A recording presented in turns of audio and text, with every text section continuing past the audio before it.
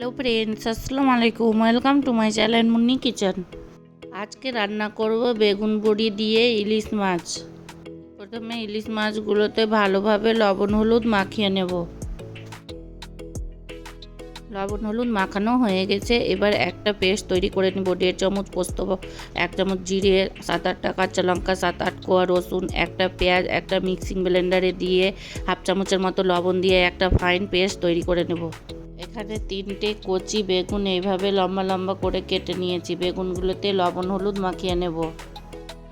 এবার গ্যাসের উপরে একটা কড়াইয়ে 1 চামচের মতো সরিষার তেল দিয়ে দেব।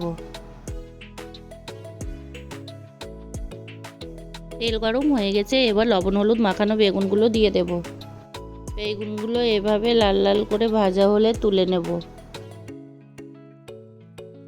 বেগুন ভাজা তেলের মধ্যে বড়িগুলো ভেজে নেব।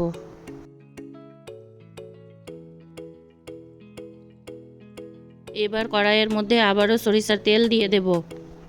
তেল গরম হয়ে গেছে। লবণ হলুদ মাখানো মাছগুলো দিয়ে দেব। মাছগুলো বেশি ভাজতে হবে না, 2 মিনিটের মতো ভেজে তুলে নেব।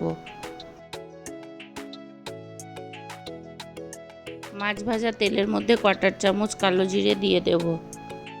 এবার বেটে রাখা মশলাটা দিয়ে দেব। মশলার বাটিটা ধুয়ে হালকা একটু জল দিয়ে দেব। এইবার স্বাদ মতো লবণ, পরিমাণ মতো হলুদ দিয়ে মশলাটা ভালোভাবে কষিয়ে নেব।